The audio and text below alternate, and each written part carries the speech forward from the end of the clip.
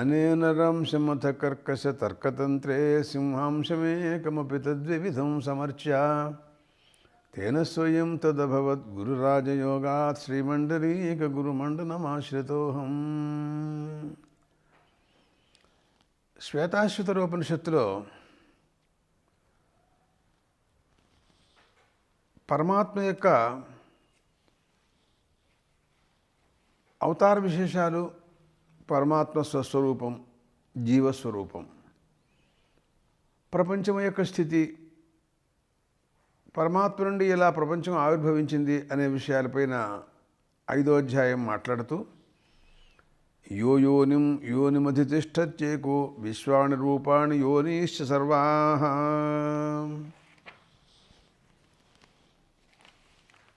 ఋషిం ప్రసూతం కపిలం యస్తమగ్రే జ్ఞానైర్బిభర్తి జాయమానం చ పశ్యేతు అంటోంది.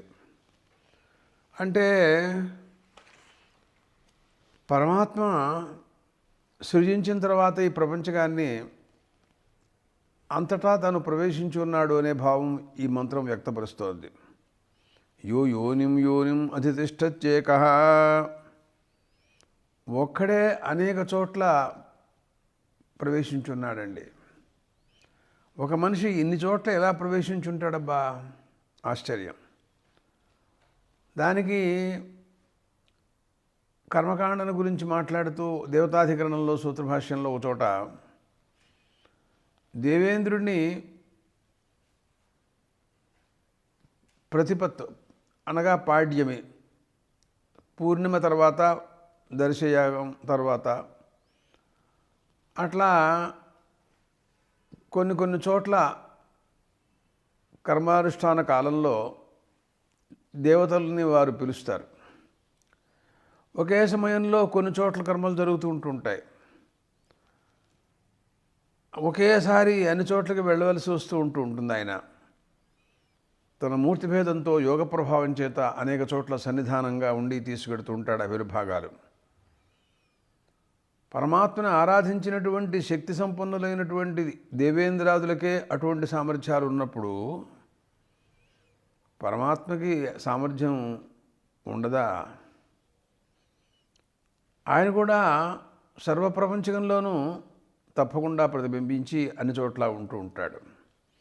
ఒకే సూర్యుడు మనకు కనపడుతున్నవాడు అంతరిక్ష లోకంలో ఎన్ని చోట్ల ఎన్ని ఉదకాలలో తను ప్రతిబింబించటల్లా. విశ్వాని రూపాణి యోనిశ్చ సర్వాః అన్నారు. తర్వాత పరమాత్మ కపిల మహర్షిగా అవతరించినట్టు ఈ మంత్రం బోధిస్తోంది. ఋషిం ప్రసూతం కపిలం యస్తమగ్రే జ్ఞానైర్బిభర్తి జాయమానం చ పశ్యేతు. ఆయన జ్ఞానై ధర్మజ్ఞాన వైరాగ్యైశ్వర్యములతో ఆయన పుడుతూనే షడ్గుణైశ్వర్య సంపన్నుడు. భగవాన్ అంటే ఐశ్వర్యస్య సమగ్రస్య ధర్మస్య యశస్య శ్రియ జ్ఞాన వైరాగ్యయోశ్చ షణ్ణాం భగయితీరిత అంటూ ఒక శ్లోకం ఉంది. ఇవన్నీ కూడా కలిగిన వాడిని భగవాన్ అంటారన్నమాట. అది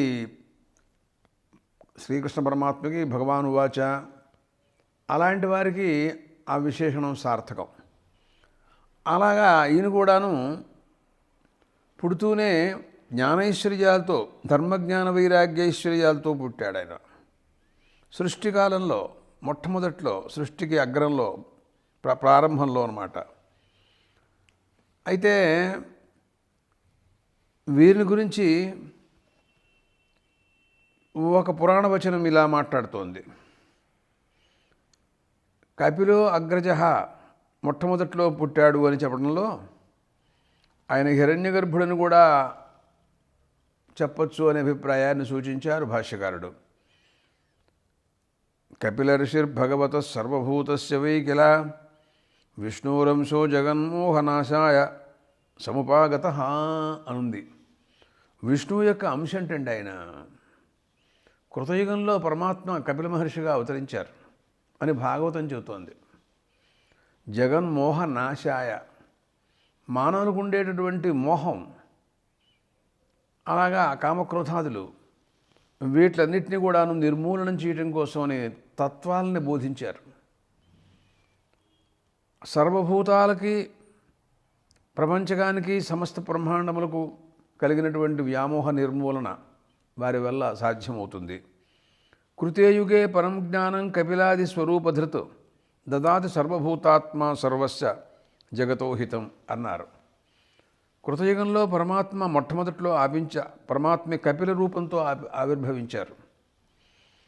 ఆయన సర్వవ్యాపకుడు, సర్వాంతర్యామి, సర్వభూతములకు హితాన్ని ఆయన చేయదలుచుకుని పరమాత్మ అవతరించినట్టుగా కనపడుతోంది. ఆయన గురించి వర్ణిస్తూ త్వం శక్రః సర్వదేవానాం బ్రహ్మ విదామపి వాయుర్బలవతాం దేవో యోగినాం త్వం కుమారకః ఋషీణాంచ వశిష్ఠస్త్వం వ్యాసో వేద విదామపి సాంఖ్యానాం కపిలో దేవో రుద్రాణామపి శంకరః అని మనం విభూత్యధ్యాయాన్ని భగవద్గీతలో వింటూ ఉంటాం. అలాగా ఇక్కడ కూడాను నీవు దేవతల్లో ఇంద్రుడు నువ్వేనయ్యా, బ్రహ్మవేత్తలలో బ్రహ్మదేవుడివి, బలవంతుల్లో వాయువు నువ్వే, యోగీశ్వరులలో నువ్వు సాక్షాత్తు దేవుడివి, కుమారస్వామి, ఋషుల్లో వశిష్ఠ మహర్షి, వేదవేత్తల్లో వ్యాస మహర్షివి, సాంఖ్యుల్లో కపిల మహర్షివి, అలాగా రుద్రుల్లో శంకరుడివి అని ఆయన గురించి ఎంతో గొప్పగా ప్రశంసలన్నీ ఉన్నాయి. ఆ తర్వాత ఆ పరమాత్మ స్వరూపాన్ని గురించినటువంటి విషయాలు వర్ణించిన తర్వాత జీవస్వరూపాన్ని గురించినటువంటి తత్వం కూడా వివరించడం ప్రారంభించింది శ్వేతాశ్వతర మంత్రం. గుణాన్వయో యః ఫలకర్మకర్త కృతస్య తస్యైవ చ శవచోపభోక్త స విశ్వరూపస్త్రిగుణస్త్రివర్మ ప్రాణాధిపः సంచరతి స్వకర్మభిః అనేటటువంటి 7వ మంత్రంలో జీవస్వరూపం ఆయన గుణాన్వయ అంటే గుణములంటే మామూలుగా సత్వరజస్తమో గుణాలు అని మనం మామూలుగా ప్రసిద్ధంగా చెబుతూ ఉంటాం. ఈ ప్రపంచంలో ఆయన అజ్ఞానిగా అధ్యాసవశాత్తు పరమాత్మ యందు కర్తృత్వ భోక్తృత్వాదుల్ని ఆరోపించుకుని నేను కర్తని భోక్తని అంటున్నాడు. కాబట్టి మాయా సంబంధం వలన ఆయన గుణాన్వయ సత్వరజస్తమా గుణాలతో కూడినవాడు అని అర్థం చెప్పచ్చు. లేదు, మాయా ప్రభావం వలన ఏర్పడినటువంటి కర్మ, జ్ఞాన మొదలైనటువంటి ఉపాసన వాట్ల వాసన వాసితుడై ఎప్పుడు కూడాను కర్మల పట్ల, ఉపాసనల యందు, ఐహిక వాంఛల యందు, ఐహిక ఫలముల యందు ఆసక్తుడై ఉంటాడు. కనుక ఆయన గుణాన్వయ అని కూడా ఒక అర్థం మనకి ఇక్కడ కనపడుతోంది. ఆ రకమైనటువంటి భావం కూడా దీంట్లో కనపడుతోంది. యః ఫలకర్మకర్త అన్నారు. కర్మకర్త, కర్మానుష్ఠానాలు చేస్తుంటాడు జీవుడుగా అనుకుంటున్నాడుగా. నువ్వు ఎవరెవరా అంటే నేను జీవుడిని అంటున్నాడు. జీవుడికే కదా అధికారం ఉంది. జీవత్వం తనకు ఉంది అనుకున్నప్పుడు అధికారం ఉంటుంది కర్మయందు. తను పరమాత్మ అనుకున్నప్పుడు అధికారం ఉండదు. ఎందుకోసం కర్మ చేస్తున్నాడంటే ఫలము కోసమనే. ఇహలోకంలో కానీ పరలోకంలో కానీ ఆయా ఫలాల్ని కాంక్షించి అతను కర్మ చేస్తూ ఉంటాడు. కాబట్టి ఫలకర్మకర్త. కృతస్య తస్యైవ చ ఫలోపభోక్త. తర్వాత అతను చేసినటువంటి కర్మ ఫలము ఇవ్వటానికి సిద్ధంగా ఉన్నప్పుడు ఆ ఫలాన్ని అనుభవించేవాడు కూడా ఆయనే. యఃకర్త సభోక్త అన్నారండి. ఎందుకు వచ్చిన మాటలు విన్ని. ఎవరు చేస్తాడో వాడు ఫలాన్ని అనుభవిస్తాడు కదా. వండుకున్నాడు, వాడే తింటాడు. వండుకోకపోతే తినేది లేదుగా. అందుకోసం కర్మలు చేస్తున్నాడు, ఫలం అనుభవిస్తాడు. స విశ్వరూప అన్నారండి. ఆయన ఏకంగా విశ్వరూప అని ఒక మాట కూడా మాట్లాడారు. అంటే అనేక రూపాలుగా ఉంటూ ఉంటాడు. ఒకప్పుడు కార్యకారణ సంబంధాలని పురస్కరించుకుని ఒకసారి కర్మలు చేస్తూ కనపడుతూ ఉంటాడు. ఆయనే మళ్ళీ స్వర్గలోకంలో ఫలం కోసం వెడుతూ భోక్తగా అక్కడ కనపడుతూ ఉంటాడు.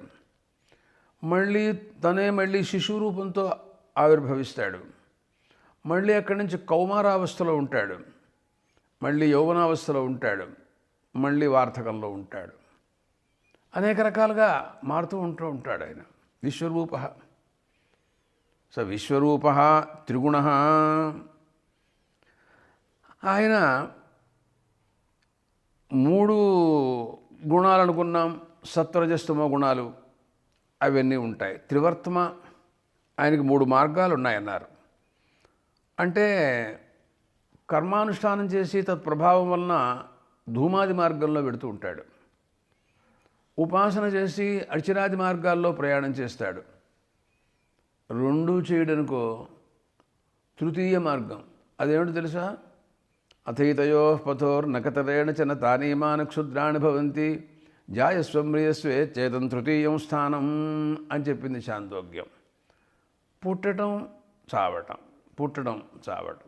తైత్రీయం అంది మృత్వా పునర్మృత్యువా పద్యంతే అద్యమానా స్వకర్మభి అందండి. పుడుతూ ఉంటాడు, చస్తూ ఉంటాడు, ఇంతే. వాళ్ళ కర్మానుగుణంగా వాళ్ళు అలా జన్మలు ఎత్తుతూనే ఉంటారు.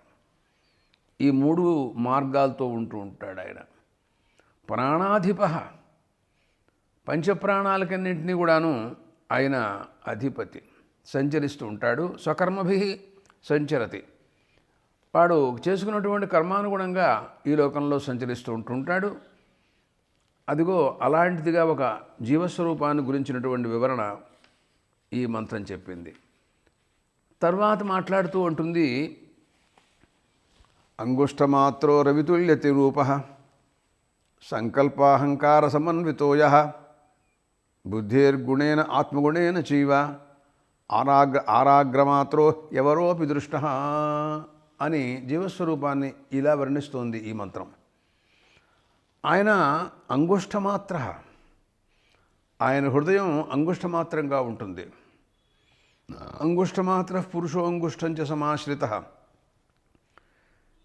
అంటూ కఠోపనిషత్తు, తైత్రీయాలు అన్నీ కూడా అలాగే వర్ణిస్తున్నాయి. ఈశానో భూతభవ్యస్య అని కఠోపనిషత్తు చెప్పింది. ఆయన ఆ అంగుష్టమాత్రం శృతి ఉందే, దానికి తస్యాంతే సుశిరగుం సూక్ష్మం తస్మిన్ సర్వం ప్రతిష్ఠితం అంటూ నారాయణోపనిషత్తు, దాని సమీపంలో ఒక కంత ఉంటుంది, సూక్ష్మమైనటువంటి సుశిరం, ఓ బెజ్జంలాగా. అది ఆ సుశ్రం ఉందే, అది సుషుమ్నా నాడీ జాలం. అక్కడి నుంచి ప్రయాణం చేస్తుంది సుషుమ్నా నాడీ. అక్కడ ప్రపంచం అంతా కూడా దాంట్లో ఉంటుంది. అక్కడ మనస్సును కనుక పెట్టినట్టయితే యోగీశ్వరుడు పరమాత్మ స్వరూప సాక్షాత్కారం కలుగుతుంది. అందుకోసమని ఏం చెప్పింది అది? అంగుష్టమాత్రో రవితుల్య రూప. ఆ పరమాత్మ స్వరూపం జ్యోతి రూపం, రవితుల్య రూప. అక్కడ ఆ పరమాత్మని దర్శించి ఇతను కూడా జ్యోతిస్వరూపంతో ప్రకాశిస్తూ ఉంటాడు. కానీ అది ఎప్పుడూ సాధ్యం కాదు. మామూలుగా అజ్ఞానావస్థలోనే తిరుగుతూ ఉంటాడు. ఏదో ఒకనొకప్పుడు గురువుల అనుగ్రహం చేత కానీ, పరిపాక విశేషం చేత కానీ అలాంటి స్థితి రావచ్చు. లేకపోతే సంకల్పాహంకార సమన్వితోయ, ఎప్పుడు కూడా జ్ఞానేంద్రియాలు, కర్మేంద్రియాలు, మనస్సు, బుద్ధి వీటికి స్వాధీనమైపోయి ప్రధానంగా మనస్సు అది సంకల్ప వికల్పాత్మకంగా ఉంటూ ఉంటుంది. దాన్ని బట్టి ఇంద్రియాలన్నీ కూడాను ప్రవర్తిస్తూ ఉంటూ ఉంటాయి. బుద్ధి కూడా ఆ తర్వాత ఒక నిర్ణయంలోకి వస్తుంది. ఇవన్నీ కూడా అది బుద్ధి గుణం. సంకల్ప వికల్ప అహంకారములు ఇవన్నీ కూడాను జ్ఞానేంద్రియ, కర్మేంద్రియములు, మనస్సు వీటి యొక్క విశేషాలు. నిర్ణయాత్మకమైనటువంటి నిర్ణయం ఉంది, బుద్ధిగుణం అది. ఆత్మగుణేన చైవ అన్నారు మరొక మాట కూడా ఆయన. అంటే తనకుండేటటువంటి దేహేంద్రియ సంఘాతం, దానికి ఉండేటటువంటి పరిస్థితి, జరామృత్యువులు, ఆ గుణాలతో కూడా కూడు ఉంటాడు. ఆత్మగుణం అంటే ఆత్మశబ్దం చేత శరీరం తీసుకో, శరీరానికి సంబంధించినవే జరామృత్యువులు, వార్ధక్యం రావటం, మరణించటం. అంతే కదా.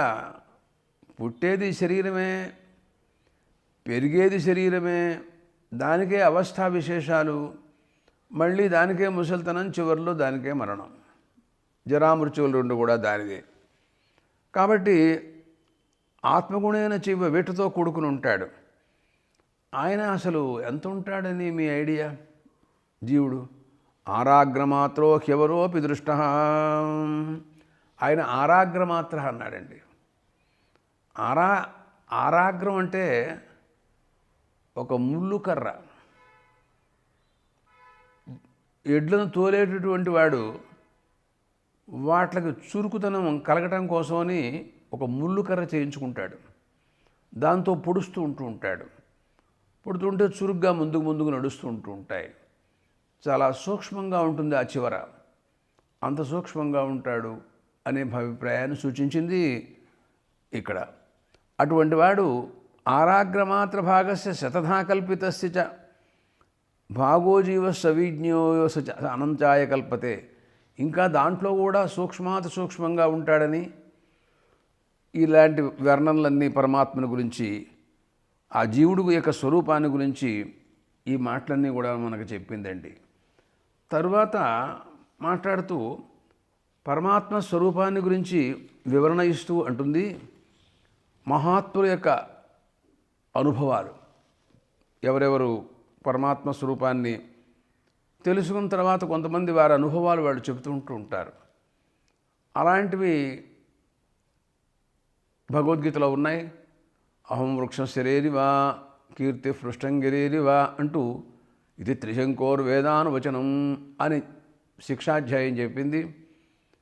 హావు ఇత్యాదిన అహంస్య ప్రథమజారతాస్య పూర్వందేవేభ్యో మృతస్య భాయి అనంటూ తైత్రీయంలో ఉపనిషత్తులలో వారి వారి అనుభవాలు, బ్రహ్మవేత్తల యొక్క అనుభవాలు అలా కనపడుతున్నాయి. తర్వాత గర్భస్థే వామదేవ ప్రపేదే అహం మనుర్భవం సూర్యశ్చ. ఆయన వామదేవ మహర్షి గర్భస్థుడై ఉండి బయటకు వస్తూనే నేను సూర్యుడిని చరాచర ప్రపంచకం నేనే అనుకుంటూ ఆయన వచ్చాడు. అంటే అనుభవాలు ఉపనిషత్తులలో కనపడుతూ ఉంటాయి. భగవానుడు అర్జునుని యొక్క కోరిక మేరకు స్థితప్రజ్ఞ లక్షణాల గురించి కూడా చెప్పారు. స్థితప్రజ్ఞస్య కా భాషా సమాధిస్తస్య కేశవ స్థితహి కిం ప్రభాషేత కిమాసీత వ్రజేత కిం.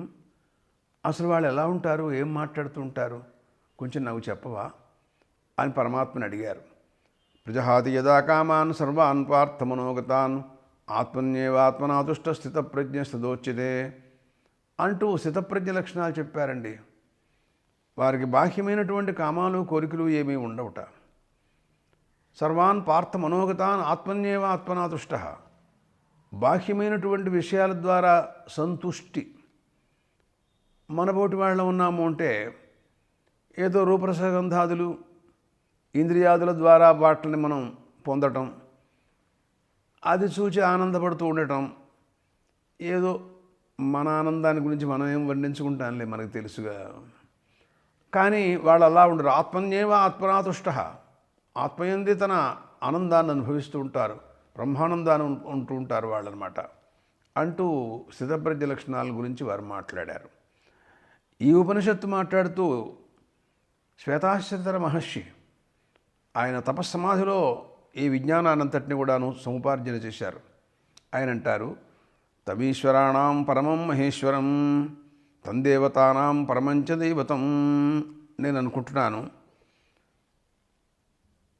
అగ్ని, యముడు, వరుణ, కుబేర ఇలాంటి ఒక్కొక్క ఐశ్వర్యవంతుడు, దిగధీశ్వరుడు, దిక్కులకు అధీశ్వరుడు అయినటువంటి వాళ్ళు ఉన్నారే, వాళ్ళల్లో కల్లా చాలా గొప్పవాడండి ఆయన పరమాత్మ. వాళ్ళు ఎంతండి, మృత్యుర్ధావతి పంచమైతి అని చెప్పింది తైత్రీయం. మృత్యు అనేవాడు ఈయనకి హడిలిపోయి పరిగెత్తుతున్నాడు, గడగల్లాడిపోతున్నాడు. భీషాస్మాద్వాతః పోతే భీషోదేతి సూర్య భీషాస్మాదగ్నిశ్చేంద్రశ్చ అంటూ అగ్ని, ఇంద్ర, యమ అందరూ కూడాను వాళ్ళ వాళ్ళ కృత్యాలలో, కర్తవ్యాలలో, నిర్వహణలో ఏమరపాటు ఏమైనా ఉంటే పరమాత్మ వల్ల మనం ఆయన ఆగ్రహానికి గురైపోతామని భయపడుతూ గడగల్లాడిపోతూ వాళ్ళు వ్యవహరిస్తున్నారని చెప్పారు. అందువలన అందరికీ కూడాను పరమాత్మ తందేవానాం దైవతం పరమం దైవతం, ఇంద్రాదులందరికీ కూడాను ఈయన పరమదైవతం, ఈయనేనండి. పతింపతీనాం పరమం పరస్తాద్ విదామదేవం భువనేశమీడ్యం. ఆయన ప్రజాపతులు వాళ్ళందరిలో కల్లా ఆయన ప్రభు, అక్షరస్వరూపుడు, సమస్త బ్రహ్మాండములకు ప్రభు అనే భావం మేము తెలుసుకుంటున్నాము అని విద్వాంసులైన జ్ఞానులు వారి అనుభవాన్ని వారు మాట్లాడుతున్నారు.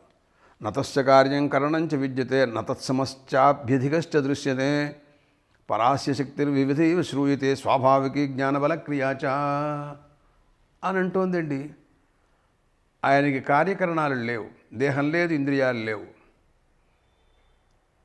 అయినా సరే అన్ని పనులు ఆయన చేస్తూనే ఉంటారు. నతత్సమశ్చాభ్యధికశ్చ దృశ్యతే, ఆయనతో సమానమైన వాడు ఎవరు అని పోలిక కోసం అని వెతికినా కూడా మీకు ఎవరు దృష్టాంతం దొరకరు. ఆయనకంటే గొప్పవాడు లేడు. తర్వాత పరాస్య శక్తి వివిధైవ శ్రూయతే, ఆయన శక్తి ఉంది, చాలా గొప్పది.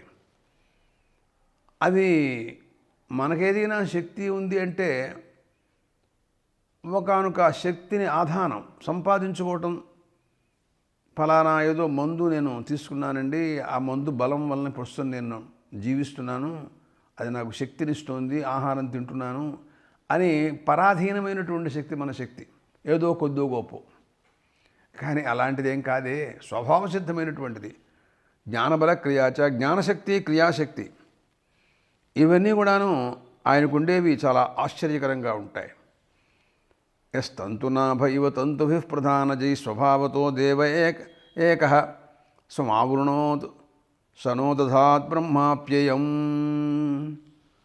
ఆయన ఈ జగత్తునంతటినీ కూడాను యథోర్ణనాభిసృజతే గృహ్ణతే చ అని ముండకోపనిషత్తు చెప్పినట్టుగా సృజించి దాన్ని ఒక లూత కీట విశేషం, సాలిపురుగు, అది తన నోట్లోంచి ఉమ్మి ద్వారా ఒక జాలాన్ని సృష్టిస్తుంది, దాని మీదే నడుస్తూ ఉంటుంటుంది, దాన్నే ఉపసంహరించుకుంటూ ఉంటుంది.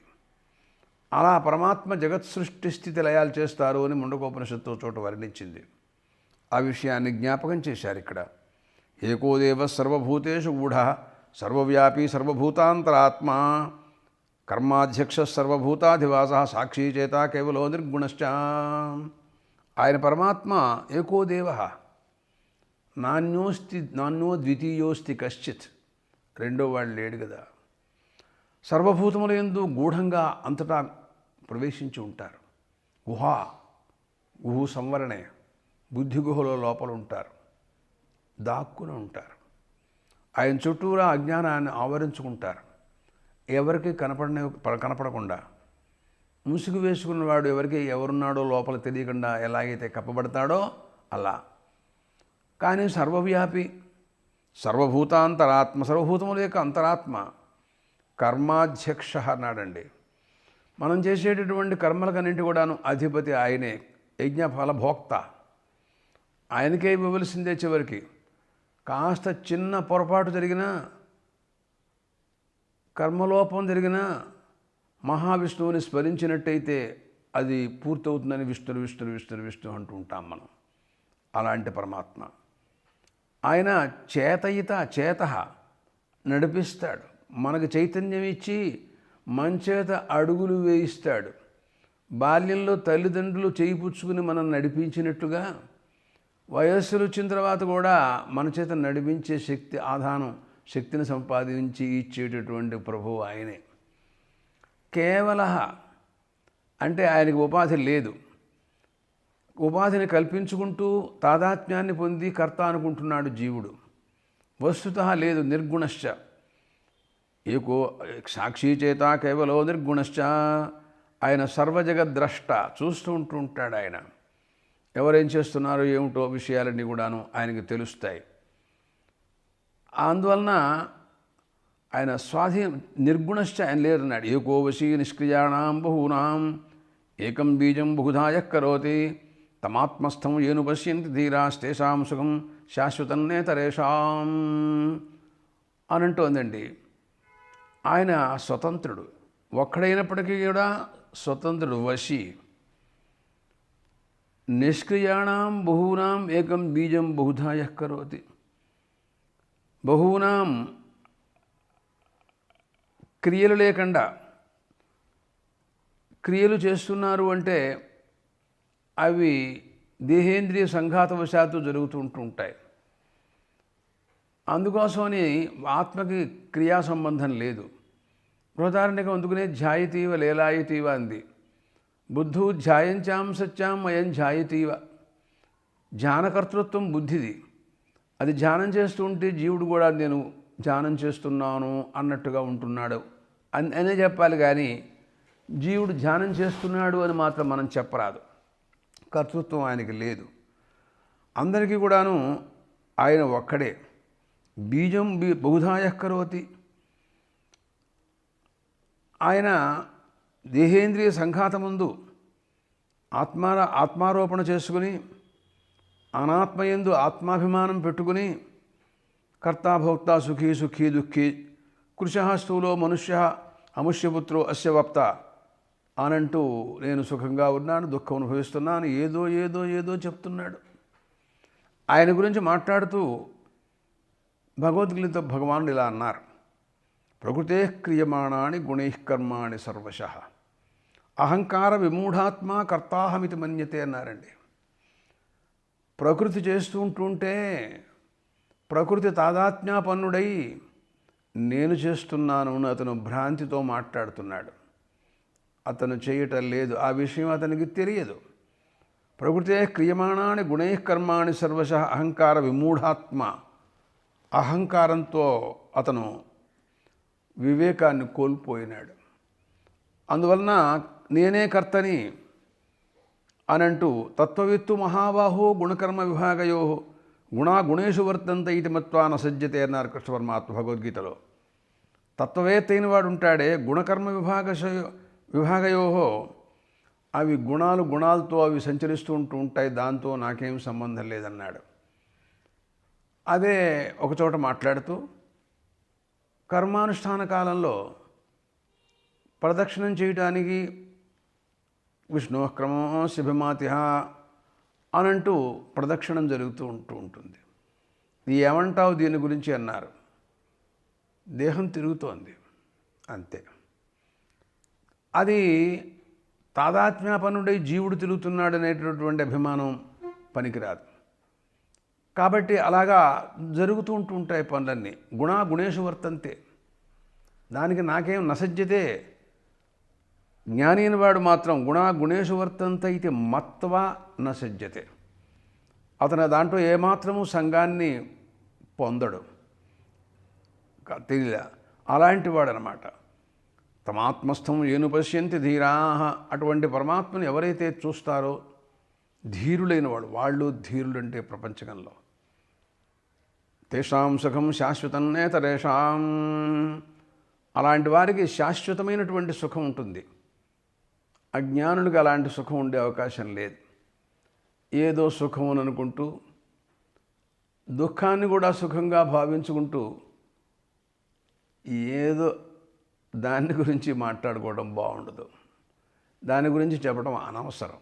మనకు తెలుసుగా రోజును పైన దుఃఖం అనుభవిస్తూనే ఉన్నాడు, పైకి మాత్రం ఏం లేదండి అట్టా ఉన్నావేమిట్రా అంటే ఎవరన్నా ఏం లేదండి అని ఎందుకు దొంగ మాటలు అబద్ధాలు ఇదంతా చెబుతూ ఉంటాడు. అంతే. మన గురించి ఏం చెప్పలేం, తెలియలా. నిత్యో నిత్యానాం చేతనశ్చేతనానాం ఏకో బహూనాం యో విదధాతి కామాన్. ఆయన జీవుల మధ్యలో చాలా నిత్యుడుగా ఉంటాడు.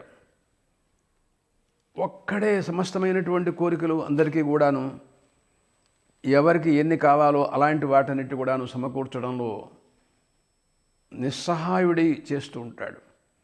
ఇందాక అనుకున్నాం, ఒక్కడే ఈ జగత్తులో ఎలా సృష్టించాడు, ఒక్కడు ఈ ప్రపంచం అంతా ఎటా వ్యాపించాడు, అవన్నీ ఆశ్చర్యకరమైన విషయాలు అనుకున్నాం మనం. అంతేకాదు, అందరూ అడిగిన కోరికలన్నిటి కూడా ఒక్కడే సమకూరుస్తూ ఉంటున్నాడు. ఏమయ్యా, ఎప్పుడు నన్నే అడుగుతారే, ఇంకెవరైనా అడగకపోయినారా? ఆ అగ్ని, యమ, వరుణ, కుబేర ఏవో కొంతమంది దేవతలు ఉన్నారుగా, వాళ్ళ దగ్గరికి వెళ్ళి అడగకూడదు?